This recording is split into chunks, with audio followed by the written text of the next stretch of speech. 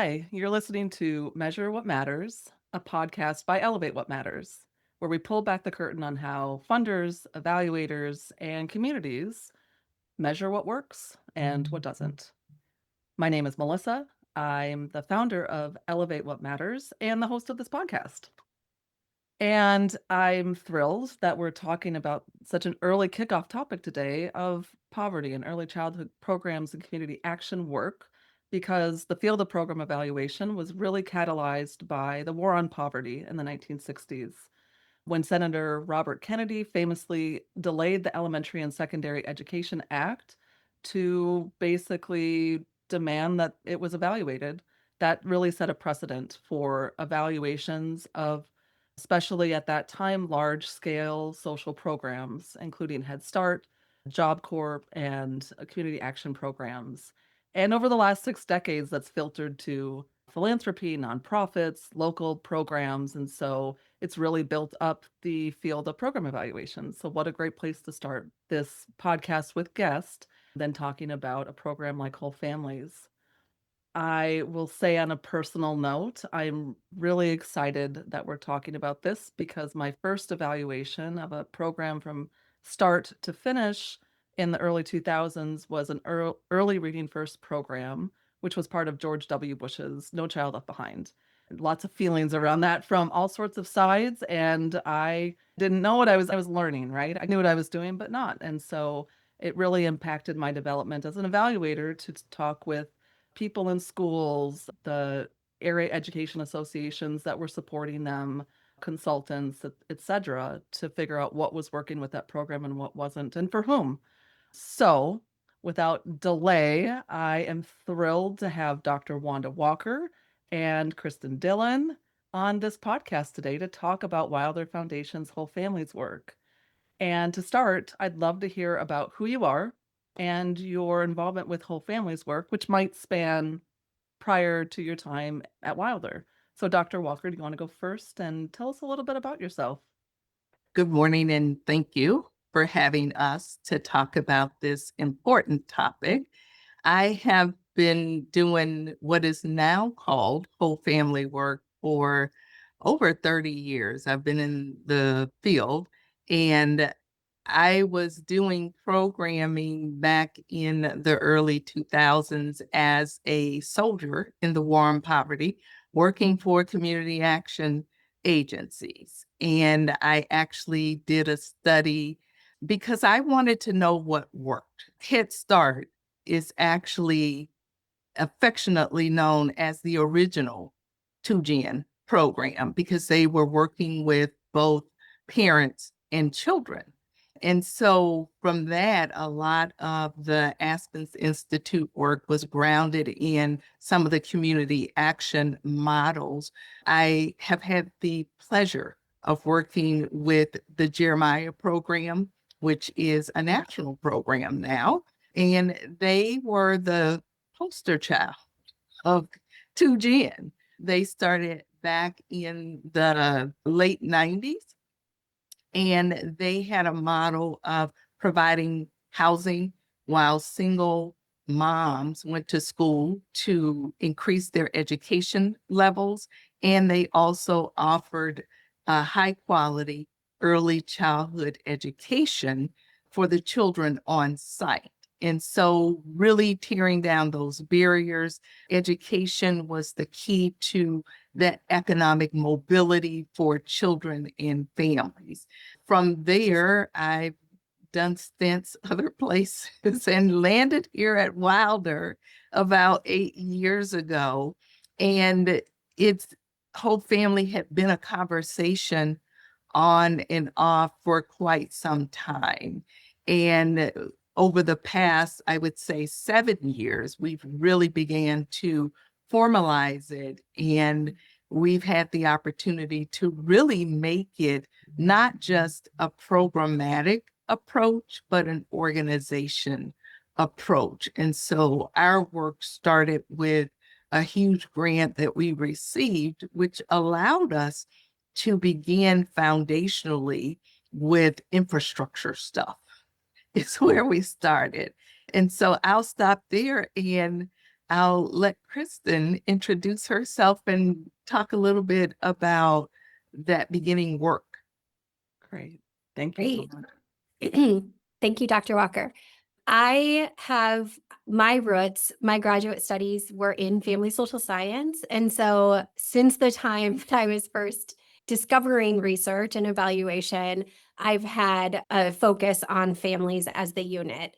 And so, all the way back at that point, I did a lot of work looking at families experiencing trauma. So, with a lens on the child welfare system and adoption, and then also supportive housing. And so when I discovered Wilder research, I realized that the applied focus of research and evaluation here was a really important component of serving families. And so it became my goal to join Wilder Research. And so I've been fortunate to be with Wilder Research for over 18 years now. And during that time, I've done a lot of work on many different projects and many different topics, but tried to bring that family lens to as many of those projects as I can. And I've been fortunate to be able to stay connected to the child welfare and housing support fields. I've been able to do work in behavioral health, which has also been very conducive to that family lens. And so when our organization adopted this whole family perspective, I felt like I was coming home. It was really exciting to be able to connect my background to the goals of our organization. And so, what's really lovely about the whole family lens, as Dr. Walker was saying, is that we are looking at entire families as an entire organization. So previously, a lot of our programming and a lot of our evaluation work did look at families and how we can serve multiple generations and look at outcomes across multiple generations. But the infrastructure investment allowed us to do it in a much more consistent way. And there's still work to do. We're still evolving and growing and trying to figure out what this looks like across our huge array of services. But I think we have a common language now, and we have some common ideas about what whole family means, and even defining what family means because of these infrastructure investments. So, one of the first things that we did when we got the grant that Dr. Walker was referring to is we collaborated with Dr. Walker and colleagues across the foundation to create a whole family theory of change.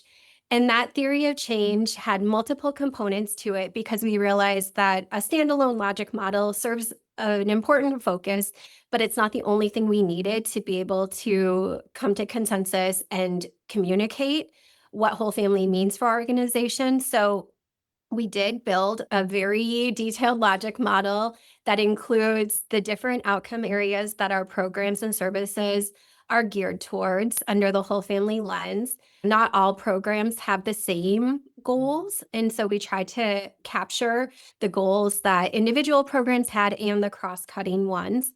We also realized that we needed to clearly articulate our assumptions. And so we created an underpinning document that articulated the assumptions that we're coming into our whole family work with and our recognition of the broader context that our organization is situated within. And then finally, we created a family facing visual that more succinctly captures what we're trying to do through our whole family lens. And in that one, we thought it was really important to include a description of what are our organization's initial orientation. So the way that we approach families and approach services, as well as our aspirational vision under whole family and how we wanted to move ourselves forward and how we wanted to better serve families through this whole family approach. And one of the other So, things that we did, I'm so sorry. no, Go I ahead. just wanted for our listeners. So we are Yeah. all in the Twin Cities, Minneapolis, St. Paul area Yeah. in Minnesota in the United States.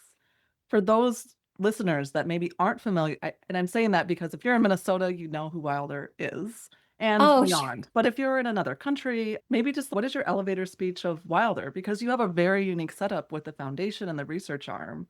And so I think just to contextualize for listeners what that looks like, because I think that is kind Yeah. of unique. It's a really good point. Dr. Walker, do you want to take a pass with that? Do you want me to? I'll let you. You're on a roll. Okay. Okay, though I would welcome you to jump in because I'm sure I'll miss pieces. So, the Wilder Foundation has been around for over 100 years, and our goal as an overall organization is to serve the East Metro area of Minnesota and beyond in ways that help families thrive over generations and into perpetuity. What's unique about us is that we have multiple different ways that we support community. We do a lot of direct service work within the community, ranging all the way from early childhood. We have a child development center all the way through aging services. And we do a lot of different types of services, including mental health and behavioral health supports, housing services, services within the schools in our area, a wide range touching on all different parts of our community. We also have a public policy arm that does advocacy and supporting public policy in our area to help families thrive. And then we have a research arm that does research and evaluation, both in service to the programs within our organization and out in the broader community. And so that's one of the unique components of what we do. The research arm of our organization has been around for over 100 years as well. And we have a long history of supporting community in different ways that have evolved over that time. Excellent. Thank you. And then the whole family's work, and this is maybe my ignorance too, that you're talking about building at Wilder, starting with the organizational infrastructure. Is that mostly alignment and evaluation and strategy around these services that you just described that Wilder provides toward whole families outcomes? Would that be accurate, or would you, yeah, feel free Yeah, to revise. I would say so. For me, I started with the building blocks that is akin to community action. And we took the building blocks, and the building blocks, one building block talks about listening and engaging the voice of the customer. So that's families. But also, we talked about listening and engaging the voices of other arms of the foundation. So it's not just programs and services, but how do we engage wider research? How do we engage the community? Offering high quality services is another building block. The third block, which is where we really started, was integrated services. So one of the things that we discovered early on, and I think it's still true today, is when families come to the foundation, they believe that they are getting all that Wilder has to offer. What that looked like and translated into reality was if you walk through the door for, let's say, in my division, we have the Child Development Center, and you're looking for care. That was our initial thought. Oh, you need childcare. We're open from 6 in the morning to 6 in the evening. And beginning to engage with families, you learn, yes, they need childcare, and they might have a youth that's struggling. So, and they happen to be going to a school where we provide school-based mental health services. But it was red tape. Like, so I'm from Georgia, so I just keep it real. And I Love I've that. been in Please do. Minneapolis for a long time. Chris- Kristen knows I'm gonna just tell it like it is. The another building block is dealing with infrastructure culture, Mhm. right? And you could not argue or win a bet with anyone early on that said whole family wasn't a good thing. No one argued with that from early on, even before we started logic model work. It was a good thing to serve the whole family. It was a good thing to try to support families Yeah. So that moving value through. was like not an argument. No, Yeah. but how? Yeah. Which That's where it is gets what sticky. Kristen was referencing, that we're still evolving. Of- We have this philosophy of no wrong door, which was our way to say, doesn't matter where family, if, and I use this example all the time, if I have a family that encounters our maintenance staff in the parking lot, they better get them to the right department. I don't expect them to be therapists. I don't expect them to know every single detail, but that's not my job. I don't know. The circle with the line through are words that families should never hear, Mhm. no matter what door that they're entering. And then once they get through the door, the work was, how do we tear down the barriers internally? If Mrs. Jones and her family tells the story in the mental health clinic and they happen to need housing, they shouldn't have to tell the same story over and re-traumatize themselves. So it's like looking at those pieces. So a lot of the foundational work of whole family is really organizationally about how do we ensure that our policies and procedures and those things don't interfere with the model. Mhm.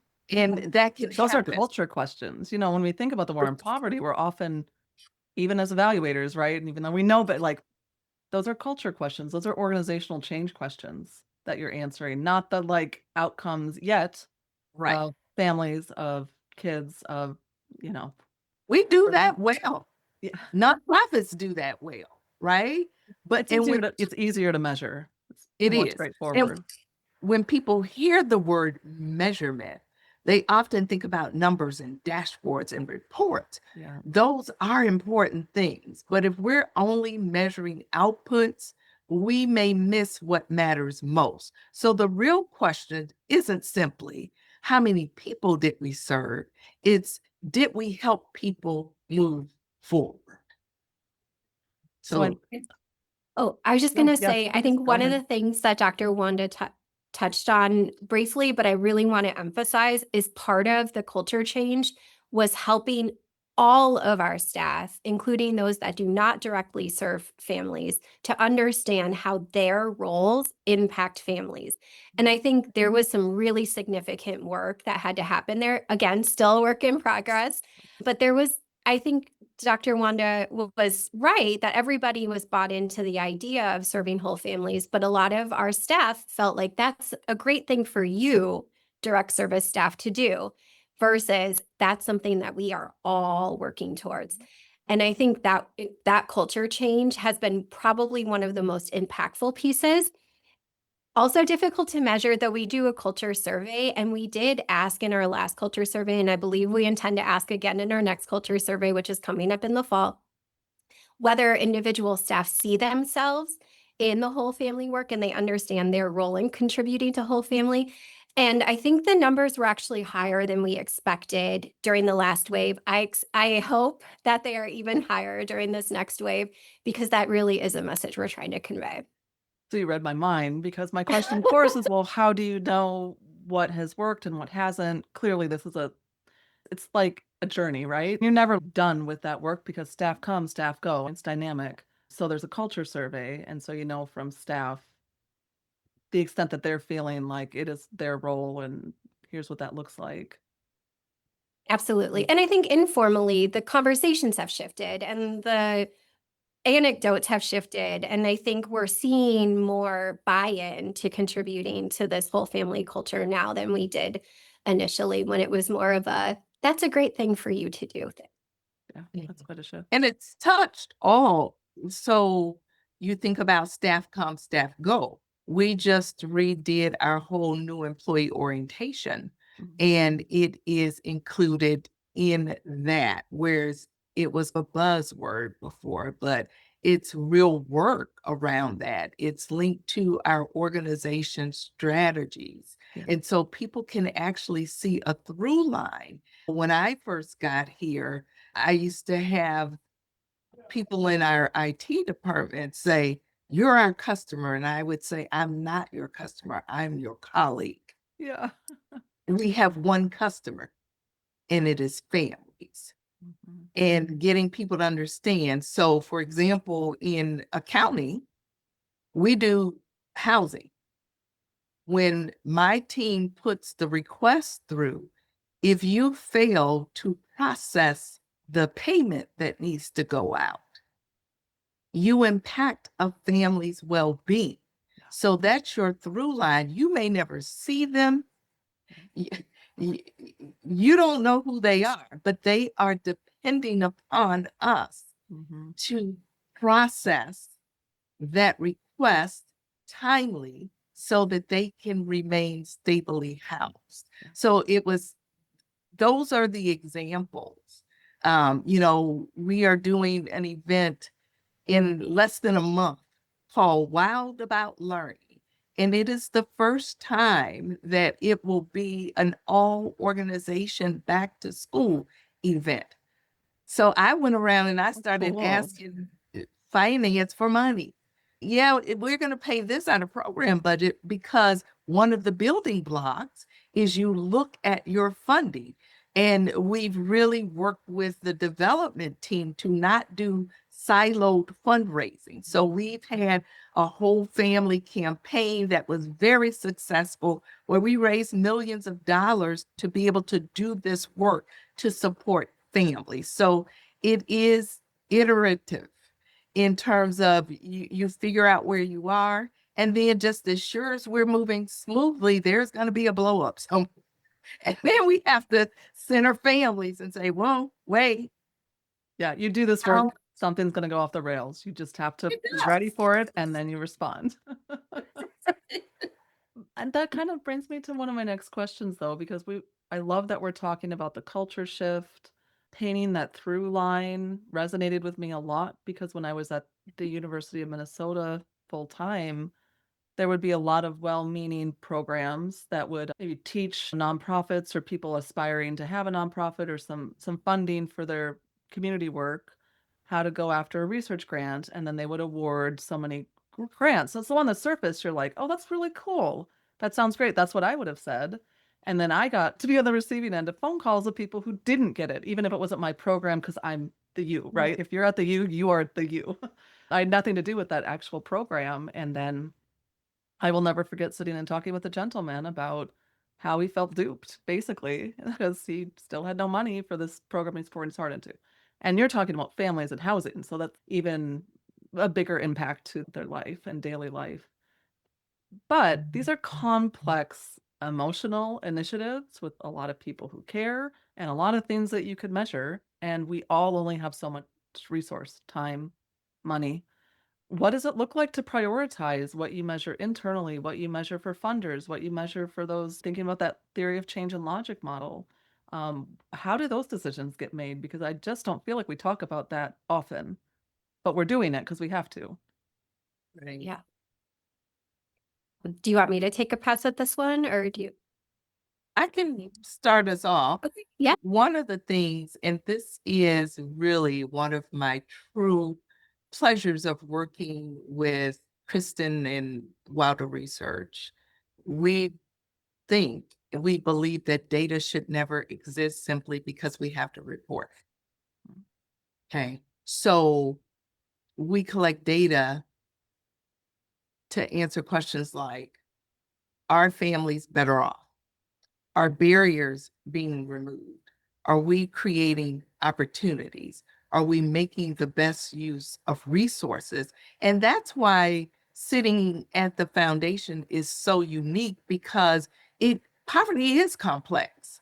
Its systems work, right? So, and we always say we are part of that ecosystem that sometimes could impact negatively families, right? So we've got the policy R because not only are we working to support families, but we also want to be doing the advocacy work and doing the community work to change systems. So we also can measure how are systems changing?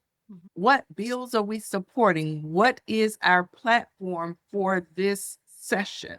And did those bills move? And how many of our families might be impacted around that? And we prioritized families, and that's the whole work. So getting people to understand both internally, externally, and even families themselves that whole family is not a program.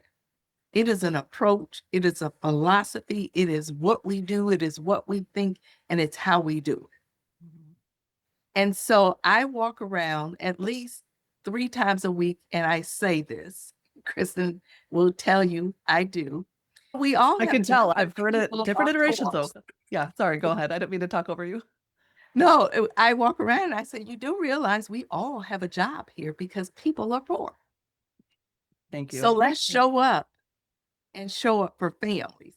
One of the things that we did in that infrastructure building process was we did listening set circles with families. And it was focus groups, and we did them in person. We did them in several languages. We did virtual, and we didn't talk about Wilder at all. This wasn't about Wilder and how great we are. It was, we asked questions like, what does it feel like when a nonprofit, any nonprofit, because a lot of families are receiving services from many nonprofits in the area, which is about partnership. And that's one of the building blocks, right? So we said, what does it feel like and sound like when a nonprofit shows up for you? What are your hopes and aspirations for your family? And how can we support you in doing that? And because the last time I checked, over the past 30 years since I've been doing this, no one said, hey, I want to be poor. Mhm. I don't know anybody who said that, right? So we want to level the playing field for families Absolutely and love those support questions. them. Yeah. Oh, Thank you, Dr. Wanda. What would you add to that? Yeah, I feel like this is what's so lovely about our relationship is I was gonna dig right into the nuts and bolts, like in the weeds. So uh I think everything that Dr. Walker said, I wholeheartedly agree with. And one of the things that I appreciate is that Dr. Walker does continue to remind everybody, including research, that to recenter in what our goals are. So, because Wilder Foundation serves so many different types of families in so many different types of ways, one of the things that we set up prior to this whole family work, but then we've really enhanced it and refocused on it, is that in Wilder Research, there are staff that have content expertise who partner with Wilder programs around their evaluations of their programs. So, for instance, we have a staff person who has a lot of expertise in early childhood education, who has had a long relationship with our Child Development Center. We have a gerontologist who's had a long relationship with our aging services. We have staff that have a lot of experience in mental health and behavioral health that partner with our community mental health and wellness division. And so we have a team of evaluators who are all working in partnership with different programs. And that team of evaluators has worked within those partnerships to help us identify the most appropriate outcomes and ways to measure those outcomes tailored to the programs. So, for instance, in family supportive housing services, we've learned through many iterations of trying to gather stories from families that the way to engage families the most effectively, that they feel respected and honored, is through individual conversations. For community mental health and wellness, we learned, given all of the different language needs and given all of the different levels of acuity of the clients, that they actually prefer to answer 4 quick questions on a survey to take very little time during an appointment rather than having a full conversation. That's not universal, and certainly there are different people with different preferences, but we've adapted our approach based on the needs of each individual program. Under the whole family lens, we did decide to elevate and prioritize 4 key domains that we, in partnership with programs, believe are universal across all of the programs that encompass how we're implementing whole family. And so we do ask that all of the programs that have an evaluator measure these 4 domains every year, but the way that they approach them, the way that they define them, can be adapted for the program. In those 4 domains, we really want to make sure that we're capturing both outputs and outcomes. So we want to capture some way of knowing whether families have agency in their decision making and goal setting. So, do they feel like they have an investment in identifying what they are aiming to get out of their engagement with a program? We have a domain around whether families' holistic needs are met. So, beyond just the specific services that the program is providing, is Wilder meeting their needs more broadly, because that's an important part of whole family. We have a domain around their satisfaction with the services they're receiving and the accessibility of those services. And then we have a domain around whether their overall well being or stability has improved as a result of their work with Wilder. And so, over the last 3 years, evaluators have worked closely with program staff to make sure that those 4 domains are captured across all of the programs. And then we roll up the data from those 4 domains every year to demonstrate how we're progressing in our efforts to serve whole families. There are many other outcomes that are measured within programs. So, for instance, in family supportive housing, we're also measuring housing stability, employment, financial literacy, children's education, all of these other outcomes that are really important for looking at how the family is benefiting from services. But the only ones that are rolled up are those core 4 domains. And I think I saw on Wilder Research's site, if there's a whole family section, there's over 30 Yeah. reports, right? And it's everything from cost studies to community needs assessments to I think the roll up was on there as well. I didn't read all 30, but I Yeah. was sort of perusing and browsing. Thank you. That was such a helpful description between both of you, what it looks like to do this whole family's work and evolve it over time and figure out what's working. And so because this is an ongoing thing and because the war on poverty was 60 years ago and clearly we still have you're employed, we all know families are in poverty and maybe even new families that are experiencing poverty that haven't over many generations. What is your hope for the next, I'll say 5 years, but if you want to say a year or a different time frame, go ahead. If you had a magic wand and could change just one thing or one thing that you'd like to see in the next year, 3 years, 5 years, what would that be? Mhm. That's a good question. I would say since we started the whole family approach organizationally, we have had the opportunity to provide families with flexible dollars, which is almost unheard of in a lot of nonprofits. So we piloted a guaranteed basic income program a few years ago where we provided 78 families with $500 for 12 months, no questions asked. Now, when you think about like that's a great thing. And when I went to start setting up the program, I said, well, how are we going to get these dollars to families? So we decided on giving them reloadable debit cards. Our policy previously said we don't give money directly to families. Mm-hmm. That was a war. Okay. It was a Yeah, I war. bet it was. And I'm like, we are going to do this. And boy, it was a battle, but we got it done. But you Family, was. Oh, wow. we that families were able to get $6,000 per year. And we did a really neat way of evaluating that. So at the end of every 12 months, we did this gathering. We brought families together. We provided them with benefits counseling because we wanted people to make a choice and say, you know, your benefits will not be impacted because of legislation, blah, blah, blah. But at the end of the 12 months, you have been receiving 500 extra dollars that are going away. We didn't want people to be worse off because they're now not receiving it. So we would come together and we did this video and also this, Kristin, help me with well, Big the recording. capture. Yeah. Yes.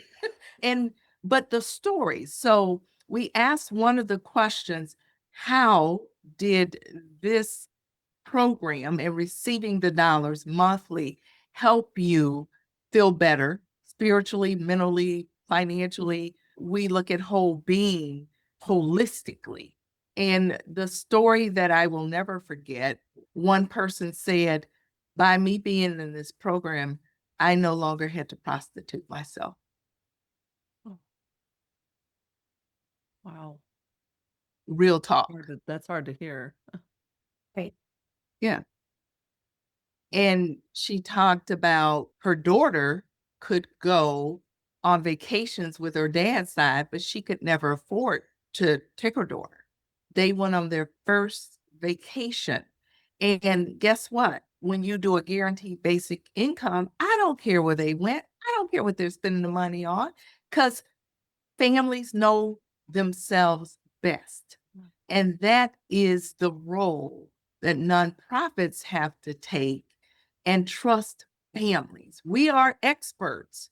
I am an expert unapologetically on some things, but I am not the expert on the family sitting in front of me.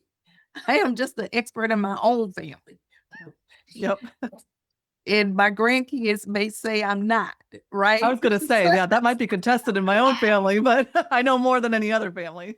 Right. So that's what we have to remember. So my hope is that we will trust families more. We will honor them and we will support them, and that we will continue to see economic mobility for families, because that's what whole family is all about. At the end of the day, are they moving out of their economic status to a better one? And if we're not talking about that, and a lot of us don't in nonprofits or evaluation, then we've missed the boat. I can't So, tell totally. I can't tell you how many times we've been like, okay, that behavior, that like ultimate long-term outcome in our logic model work, it's like 20 years, honestly, because it's so complicated. And then you just like literally push it over there and you're like, we want that. And we think these steps will get us there, but it's off the board, right? And it can't be. It can't be, because we're decade after decade and still having the same issues. Kristin, what is your, thank you, Dr. Wanda. What would you Ah, say? my gosh. I don't know if I have anything quite as eloquent as that, but what popped into my head when you asked the question was very similar in that we would refocus on what families tell us that they need and making sure that their self-derived needs are met, so that we understand what their goals are and our work is in service to that. And then taking that one step farther, of course, I would love to be able to tell the story. One of the, where I thought Dr. Walker was going to go, one of the other things that we've done in terms of flexible support for families is we have a family investment fund, which is a pool of funds available for direct service programs to draw from as needed for family expenses that are maybe unexpected or that are critical to the stability of the family. And so this pool of funding is available much easier than other types of funding programs. So if you were to make a referral to the county to get support for housing or rental payments, there's a lot of layers. This is much more accessible, and providers are able to request the funds and families are able to use them as they need. So we're doing an evaluation of this family investment fund, and we have for the last year and a half. And the stories that have come from that are very impactful too. A small investment, or a relatively small investment, can have such a huge impact for a family, and it could make the difference between them being able to continue to engage in those services that they're receiving to support their well-being, or having to drop out. And we have story after story of families needing something like a window unit of an air conditioner because they are on the third floor of an apartment building and they're unable to rest or function in their space in the extreme heat. We have stories of a person who had a physical mobility issue and needed to have a specific type of bed to support them being able to sleep with their partner, which was important for their family's unity and sustainability. We have folks that just needed groceries to get them through. We have folks that needed to repair their car so they could get to work to continue to provide an income for their family. And I think what really struck me in this evaluation was that the staff feel very empowered by having access to this support, and they feel like they can serve families better because they can support families in ways that are maybe a little bit less traditional for their role. And so by us capturing both the stories of the staff who are helping to administer these funds and the families who are receiving them, I feel like we're elevating something that has been really impactful, and we're serving as a model for what other organizations could potentially try to adopt and learn from, because certainly there are things that we can continue to improve. But I love that we're contributing to the field in a way that has the potential for larger systems change beyond the walls of our organization. Wow. Both of you, thank you. I have questions here I haven't asked.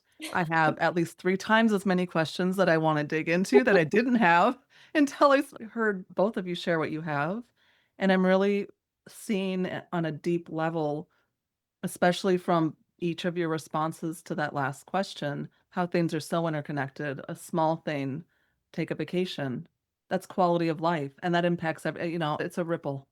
And that matters in ways that you couldn't even imagine or anticipate. Same with the staff, right? Being able I assume most staff doing that work get into the work because they care and they wanna make a difference, and it's frustrating if you feel like, "Well, I can refer to the county, and yes, that's a resource, but yeah, it might not happen when they need it because of all the red tape."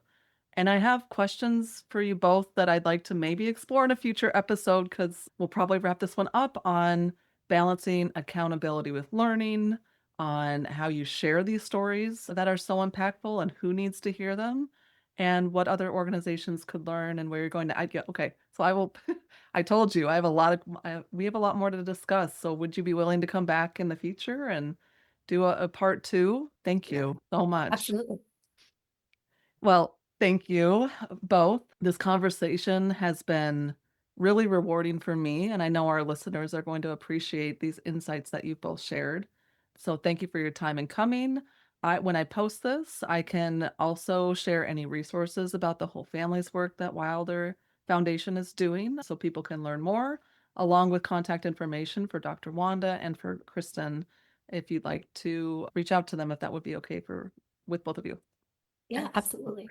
And Okay. thank you for elevating the conversation and really going underneath the surface and not just the sparkly stuff that, that looks and sounds good, because the real work is the infrastructure pieces. So it's always wonderful to know that these conversations are happening and people are learning about how to support families in a different manner. So thank you.